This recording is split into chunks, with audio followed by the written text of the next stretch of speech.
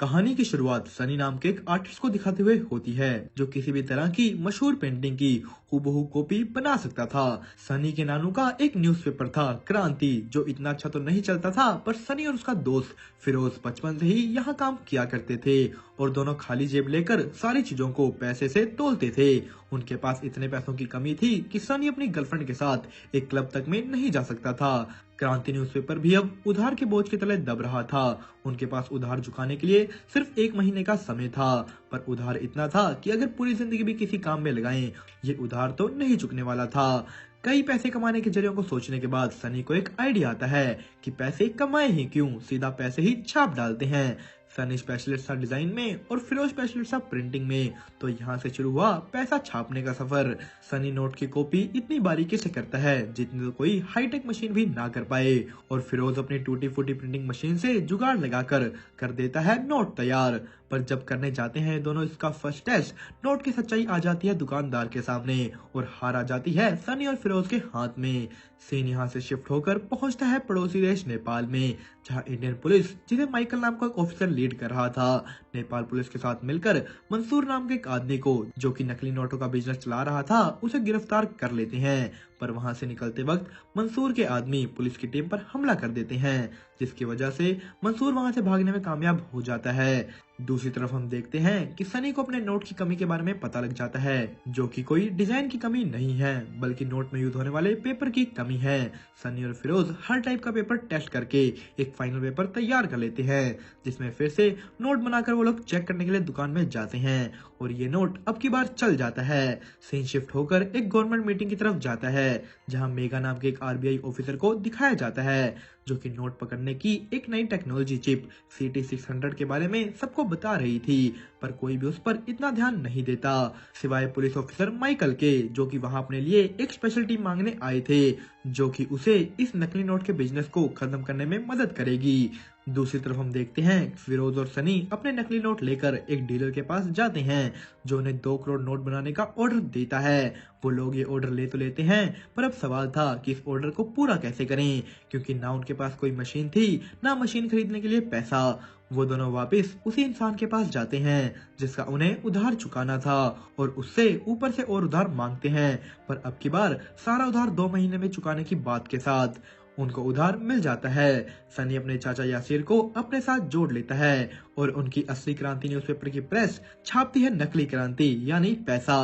वो लोग अपना ऑर्डर भी पूरा कर देते हैं, सारा उधार भी चुका देते हैं, और इसी चीज की खुशी में सनी अपनी गर्लफ्रेंड को एक महंगे होटल में डिनर पर लेकर जाता है और वहां पर भी वो इन्हीं नकली नोटों का इस्तेमाल करता है।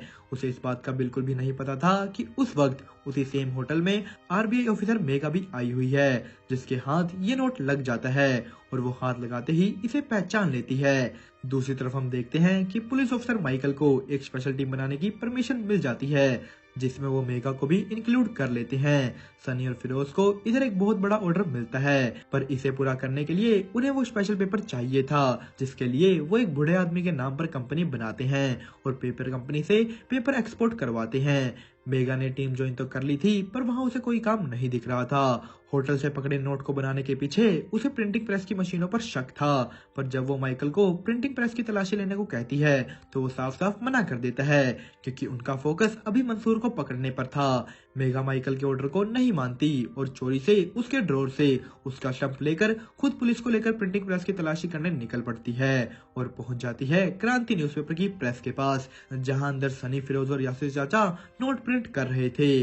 वो लोग पुलिस को बाहर देखकर डर जाते हैं और जल्दी जल्दी सब कुछ छुपाने लगते हैं। यासिर चाचा जितना हो सके पुलिस को बाहर रोक कर रखते हैं, पर इससे पहले मेघा अंदर ज्यादा कुछ तलाशी कर पाती, उसे माइकल का फोन आ जाता है, जिसे उसकी इस हरकत का पता लग गया था। पुलिस वहां से चली जाती है, जिसे सनी और फिरोज भी बच जाते हैं। इस घटना से यासिर चाचा बहुत डर जाते हैं और सनी के नानू को इन सब बातों के बारे में बता देते हैं, जो कि सनी और फिरोज दोनों को अपनी प्रेस से धक्के मारकर बाहर निकाल देते हैं। कुछ दिनों बाद सरकार मेगा की मशीन को धनरक्षक नाम से पूरे देश में लॉन्च कर देती है, जो कि एक बहुत बड़ी सफलता साबित होती है। अब चारों तरफ नकली नोट पकड़े जाने लगे थे। सनी को दूसरी तरफ खबर मिलती है कि उसके नाना खो गए हैं और काफी ढूंढने पर भी नहीं मिल रहे। सनी और फिरोज दोनों उनकी तलाश करवाने के लिए पुलिस के पास जाते हैं, पर वहां सनी उनसे बदतमीजी कर लेता है, जिसकी वजह से उन्हें ही उल्टा हवालात में डाल दिया जाता है। उनके जेल से निकलने के बाद उन्हें पता लगता है कि उनके नाना को भूलने की बीमारी हो चुकी है और वो धीरे धीरे सब कुछ भूल रहे थे। वो ये भी भूल चुके थे कि उन्होंने सनी को प्रेस से बाहर निकाल दिया है। सनी अपने नाना के लिए फर्जी नोटों के अपने काम को बंद कर देता है, पर ये चीज ज्यादा देर तक नहीं टिकने वाली थी, क्योंकि हर जगह नकली नोट पकड़े जाने की वजह से मंसूर बहुत चिंता में आ गया था। पर उसे वहां सनी के नोट के बारे में पता लग जाता है, जो कि मशीन भी नहीं डिटेक्ट कर पा रही थी। मंसूर सनी और फिरोज दोनों को अगवा कर लेता है और सनी को अपने लिए काम करने के लिए मनाता है। पहले तो सनी उसे मना कर देता है, पर वो किसी तरह उसे मना ही लेता है।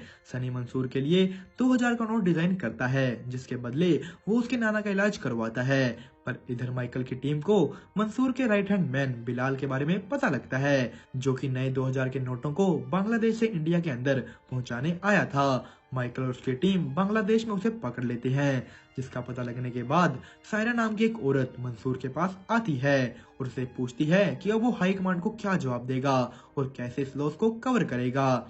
वो उससे बिलाल का रिप्लेसमेंट मांगती है, जिसपे मंसूर उसे ये कह देता है कि उसका रिप्लेसमेंट उसके पास पहले से ही है, जो कि था सनी। मंसूर सनी को मिलने मुंबई जाता है और उसे सब कुछ बताकर माइकल की टीम का कुछ करने को कहता है। इधर माइकल को बिलाल के पर्स से वो नकली 2000 का नोट मिल गया था, जिसको मशीन तो क्या खुद मेगा भी नहीं पहचान पा रही थी, और इसे ही कहते हैं वो लोग सुपर नोट, सनी का सुपर नोट। बिलाल माइकल को मंसूर के नए आर्टिस्ट के बारे में बताता है कि इसी आदमी ने ये नोट डिजाइन किया है। हम देखते हैं कि सनी माइकल की टीम का कुछ करने के लिए मेगा से मुलाकात करता है। वो उसे एक कैफे में मिलकर उससे अपनी करीबी बढ़ाता है। मेगा को इस शहर में एक घर चाहिए था, जो दिलवाने में सनी उसकी मदद करता है, और इन्हीं सब के बीच वो उसके फोन में एक ट्रैकर भी इंस्टॉल कर देता है, जिससे उसके फोन के मैसेज और कॉल अब सनी पढ़ पाएगा। पर दूसरी तरफ बिलाल के पास भी सनी की टीम में एक खबरी था। मंसूर सनी को 12,000 करोड़ 2000 के नोट इंडिया में पहुंचाने की जिम्मेदारी देता है, जिसे लाने के लिए सनी को एक रूट डिसाइड करना था। पर वो लोग जो भी रूट डिसाइड करते थे, खबरी द्वारा उसकी खबर माइकल की टीम के पास पहुंच जाती थी और मेगा के फोन से वापस सनी के पास। वो लोग जिस रूट के बारे में बात करते थे, माइकल उसी की सिक्योरिटी बढ़ा देता था। ना ही सनी को समझ आ रहा था कि माइकल के पास ये खबर कैसे पहुंच रही है, ना ही माइकल को ये पता चल रहा था कि सनी को सिक्योरिटी की खबर कैसे मिल रही है। सनी और मंसूर बिल्कुल ही नए रूट से पैसा ले जाने का प्लान बनाते हैं, जो कि था एक शिप के जरिए। वो लोग ओमन में कैप्टन ताल से मिलते हैं, जिनके साथ एक शिप लेकर वो इंडिया के लिए निकलते हैं। पर रास्ते में ही मजाक मजाक में ताल सनी को दवाई के नाम पर ड्रग्स दे देती है, जिसके नशे से जब सनी उठता है तो उसे पता लगता है कि जहां उन्होंने पहुंचना था वहां पहले से ही पुलिस खड़ी है, तो उन्हें अपना रास्ता बदलना होगा। पर अब उनके पास ये करने का समय नहीं था, तो सनी बीच समुद्र में ही नोट्स के कंटेनर को उतारकर शिप से भाग निकलता है और कुछ समय बाद वापस आकर सारा पैसा समुद्र से निकाल लेता है। और अब उनके पास होता है पैसा ही पैसा, जिससे वो अपने सारे शौक पूरे करते हैं। पर ये सब काम पूरा होने के बाद भी सनी मेगा से बात करना बंद नहीं करता, जिससे उनकी करीबियां बढ़ती ही जाती हैं। सनी उसके फोन से वो ट्रैकर तक डिलीट कर देता है। मंसूर के लिए सनी को अब एक और काम करना था, जो कि था इन सभी नोट्स को डिस्ट्रीब्यूट करना, जो कि एक बहुत बड़ा और मुश्किल काम था। सनी ये करने लगा तो हुआ था, पर उसे इसमें टाइम लग रहा था, जो कि मंसूर को बिल्कुल भी पसंद नहीं आ रहा था। मेगा को इधर सनी के बनाए नकली नोट्स में कुछ खास देखने को मिलता है, जो कि था एक छोटा सा एस साइन, और उसे वो दोनों मंसूर के नोट और उस होटल से मिले नोट पर मिलते हैं, जिससे अब उन्हें ये पता था कि दोनों का आर्टिस्ट सेम है। वो लोग उसे पकड़ने के लिए एक प्लान बनाते हैं, जिसमें वो उसके पुराने डीलर की मदद से उसे एक ऑर्डर लेकर बुलाते हैं। सनी और फिरोज वो ऑर्डर लेकर पहुंचते तो हैं, पर जब सनी वहां मेगा को देखता है तो वहां से भाग लेता है।